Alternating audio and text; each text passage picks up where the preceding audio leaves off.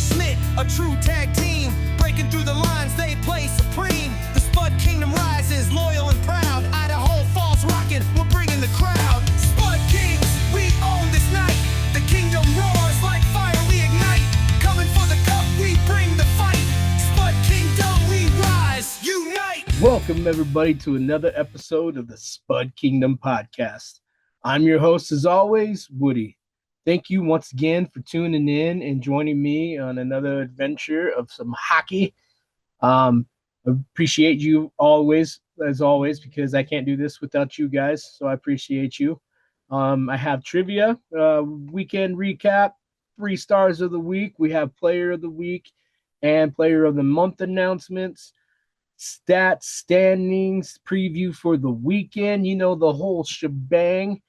So I only have a couple more weeks of school remaining this semester, and my schedule is not going to be as hectic. I mean, it's still going to be crazy because I'm going to be working a little bit more. And I would like to start talking with some of you and having discussions about the team. I had one of you reach out to me and mention maybe we should do a roundtable discussion. So once I wrap up school and have time to sit down with you guys and we can figure out a time that works with everybody, I'm going to get contact with a couple of you that I have in mind and see what times work for you guys. And we'll set up a time and we'll do like a Zoom call and we'll all get on. I'll set up some questions and some concerns and stuff like that. And we'll have a roundtable discussion because I like to see what your guys' point of view is. I got my point of view and I know it's similar to some of y'all's, but I would like to actually hear your guys' point of views. I think it would be great. I think other people would like to hear it too because it's also their point of view. So one of the things that I might want to talk about is like, what do you guys think about this new Billings team announcement? Like, I'm happy there's another team coming into the league, but I have mixed feelings because it is ownership that owns our team as well. So my thoughts is, like, how's that going to work out? Is there going to be any favoritism towards one team? What's going to be going on with that? I want to know your guys' thoughts. So, like, I'm going to be getting a hold of you guys, a couple of you out there for sure. And we're going to set something up. Let's talk about some of these things. So let's kick it off with a little bit of trivia. What year was the penalty shot introduced? So think about that one, ponder on it, Google it if you want. We'll come back to the answer at the end of the show after we get done with stat standings and all that good stuff before we get to the weekend preview. So, speaking of, let's get to the weekend recap. Game 1 was Thursday, November 6, 2025 at the MAC. It was versus the Casper Warbirds. This would be a good game for the Spud Kings and a good return to the net for Alex Sabev. Looks like he's starting to get the backup role, and it was nice to see him in the net. I figured against Casper, it would be a good time to see if he could shine a little bit. So I was glad to see him out there and getting some work in. First period, shot battle would be pretty even in this period. It wouldn't be pretty even. It would be even. Casper had 7 shots on goal. Spud Kings also had 7. Spud Kings would be the ones to capitalize on their shots, though. The first goal came at 4 minutes, 30 seconds by the stash, baby. Bookie Warshaw, his 3rd of the season, and he was assisted on the play by Owen Byer for his 5th, and Andrew Schmidt, his 8th assist of the year. A little over 6 minutes later, at 10 minutes, 59 seconds, Tyler Atchison continues his big year and starts a big weekend with his 7th assisted. With his 7th, and he was assisted on the play by Lucas Ronner, his 5th, and Caleb Lapete for his 8th. The period would end, Spud Kings up 2-0. So second period, Spud Kings would dominate the shot battle in this period, although the scoring would be even. Both sides would get a lick at it. Casper had 10 shots on goal. Spud Kings had 15. Andrew Schmidt would kick off the scoring in this period at 3 minutes, 50 seconds for his 3rd. And he was assisted on the play by Owen Byer for his 6th and William Strickland for his 5th. Andrew Schmidt doing some big scoring in this game already. He was assisting on a play earlier. Now he's scoring. I mean, it's so good to have him back in the lineup. I'll tell you what, guys. So Spud Kings lead 3-0 at this point. The Warbirds would break up the shutout, though, and at 10 minutes, 24 seconds, Devin Schaefer would get one past Sabev. Um, the rest of the period would stall out for the most part, and the period would end 3-1. So, third period, Spud Kings would once again dominate the shot battle. Casper had 8 shots on goal. Spud Kings have 14. Casper would strike first in the period and pretty fast. At 40 seconds, Mason McCullough would get his, I don't know, I didn't write it down, but he would make a goal and make it a 1-goal game. So it'd be 3-2. Still Spud Kings winning in the lead. But, they're creeping up. They're creeping a little bit. It would not take long for the Spud Kings to answer, though. At 4 minutes, 28 seconds, Leo, the man to noodle, gets his third of the year, and he was assisted on the play by the stash, Bookie Warshaw, for his 7th, and Andrew Schmidt for his 9th. Another assist, another point. This guy, welcome back, Andrew Schmidt. That's all I can say. Spud Kings take the lead. Well, they were in the lead, but they extend it 4-2. To put the icing on the cake at 17 minutes and 48 seconds, Owen Beyer would get his 5th, and he was assisted on the play by Leo Mantenuto, with his team leading 11th, and William Strickland for his 6th. This would put the Spud Kings up 5-2, period, and game would also end this way. Spud Kings win. What a great game. It was nice to see these guys have a big win. Alex Sabev stopped 23 out of 25 shots for a 92 save percentage for his 3rd win on the season. So he's 3-2 overall on the year. This was a big boost, I think, for him and his confidence. He was looking pretty good out there for the most part. Those 2 goals that did get by him were kind of like squeaky shots for the most part. But, it was a good game for Sabev. It was nice to see him out there doing his thing. Game 2 would be the following night, Friday, November 7th, 2025, also at the MAC versus the My Little Ponies. The Ogden Mustangs. Penalty minutes and shots would be plentiful in this one. Ogden had 46 penalty minutes and the Spud Kings had 20. So Ogden spent a little over 2 periods in the penalty box. Just think about that for a second. It's crazy. And the Spud Kings spent a whole minute, or a whole period, not a whole minute. They spent a whole period in the penalty box. Just to show you what kind of game it is when we play these guys every single time. Now, for real, though, the shots would be stacked up like this. Ogden had 3 shots on goal. Spud Kings had 16. Man, what a big difference the first period would be. This period would be all Spud Kings, if you didn't notice, just by the shots on goal in general. And then it started fast and hot. At 1 minute, 41 seconds, Will O'Donovan would get his 1st of the year, and he was assisted by the Grim Reaper, Sam Grimaldi, for his 10th, and Tyler Atchison for his 4th. 4 minutes later, at 5 minutes, 50 seconds, DJ the Beast McLeish would get his 6th of the year, and he was assisted by Lucas Ronner for his 6th and Owen Beyer for his 7th.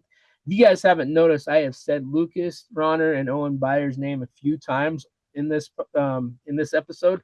These guys had a heck of a weekend. Like, it was just a great team effort.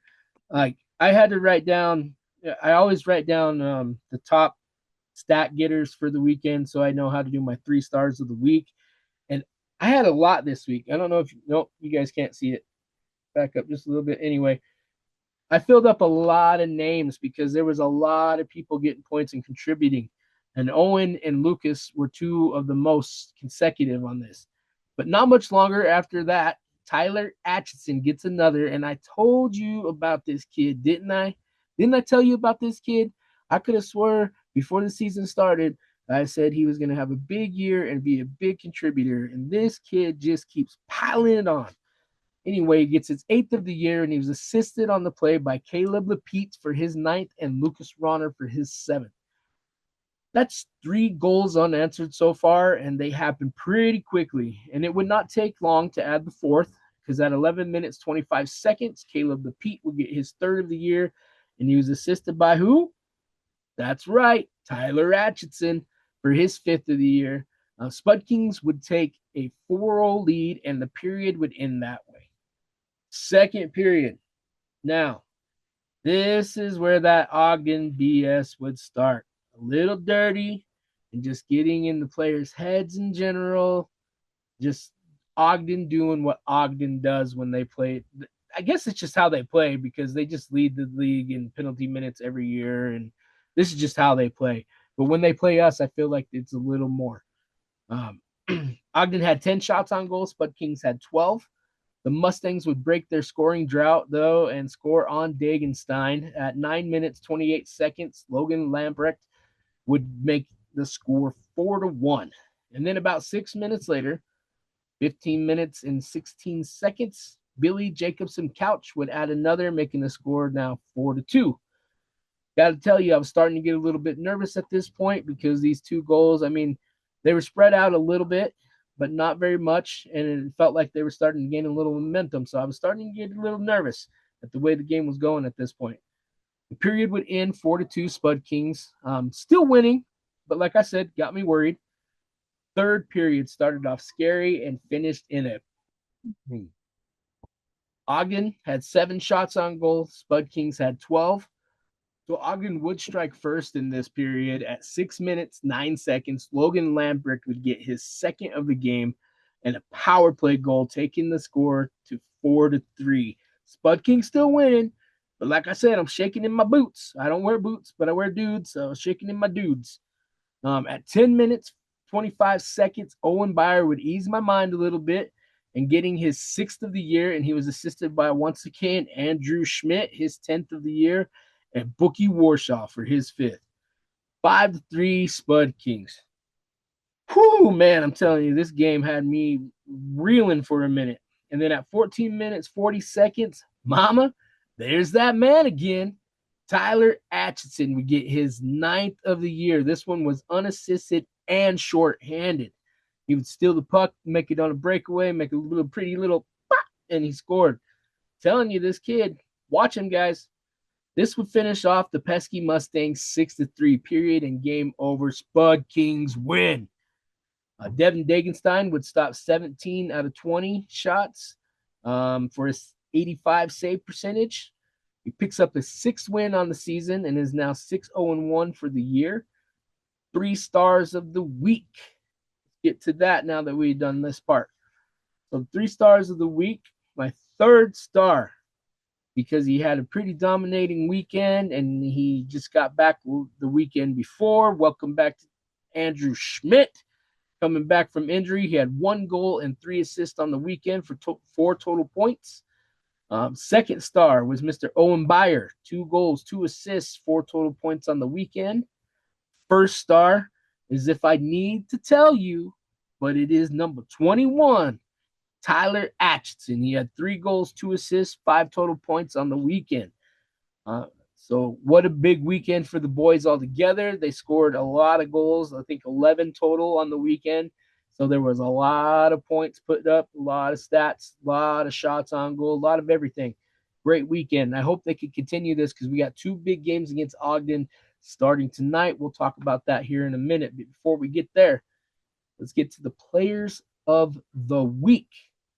So the players of the week in your Mountain Division are forward Tyler Atchison. I told y'all. And the defenseman, we also got a recommendation there. Lucas Ronner was the defensive player of the week in the Mountain Division. And then I don't think we ever got player of the month last week when I did it. I don't think they were up and ready yet. So with that being said, we did have one player reach October's player of the month list, and that was defenseman DJ the Beast McLeish. My dude had a great September, or he had a September and October, if you guys don't remember, putting up some big stats. Therefore, he became the player of the month for the Mountain Division defensive. Let's get to some stats. Our overall stat leaders for the Spud Kings. Sorry, 1 second here. So the goals leader, first place is Tyler Atchison with 9. Second place is DJ McLeish with 7. I mean, it's still early in the season, so those numbers are just going to keep on climbing. Assist leaders, first, Leo the Mantenuto with 11. Second was Andrew Schmidt and Sam Grimaldi. Both of those guys have 10. Points leaders. First, Sam Grimaldi with 15. Second, Leo Mantonito and Tyler Atchison with 14. And then let's get to some goalie stats. So Devin Dagenstein is leading the way as our number one. And he is 6-0-1 on the season with a 93.1 save percentage, a 1.94 goals against average, and 188 total saves. Dude's just straight killing it. Alex Sabev, after starting off the year a little rough, is now 3-2 on the season with an 88.8 save percentage, a 2.41 goals against average, and 95 total saves. So we'll see how that duo keeps going for the rest of the year. With that, we'll get to the standings in the Mountain Division. First place, still Ogden Mustangs. They have a 14-1-1 record. Both of those losses there are against us, the mighty Idaho Falls Spud Kings. They have 29 total points. Second place, Grand Junction, 12-4-2 for 26 total points. And then your Idaho Falls Spud Kings are in third place with 10-3-1 record for 21 total points. So a little recap on what the trivia question was, just in case. What year was the penalty shot introduced? And the answer is the 1934-1935 season. So if you got that one right, give yourselves a high five, pat on the back. Thank you for doing trivia with me once again. I think it's kind of nice to have a little bit of information for you guys every once in a while. I mean, it's nice to keep it fresh, give you guys a little hockey knowledge. Some of you guys aren't hockey fans and you became fans when the Spud Kings came. So I'd still like to try to keep that going. Now, the weekend preview, game one tonight, Friday, November 14th versus the Ogden Mustangs. It is in Ogden at the Weber County Sports Complex. Game time at 7 as usual. If you can get there, get out there, be rowdy, be louder than them Ogden crowds, and support our boys. Game 2 is tomorrow night, Saturday, November 15th, also in Ogden at the Weber County Sports Complex. Game time also 7. We need these two big games right here. This could catapult us in the rankings. We need to drop Ogden off of their little podium. If you can't get out to the games this weekend in Ogden, which, you know, some people can't, like myself, both are available on Black Bear TV. So check it out. Go out there, cheer on our boys, cheer them on from home, whatever it is you got to do, but support them. They need you. I want to thank you guys for tuning in once again. I am your host, Woody, and as always, go Spudky!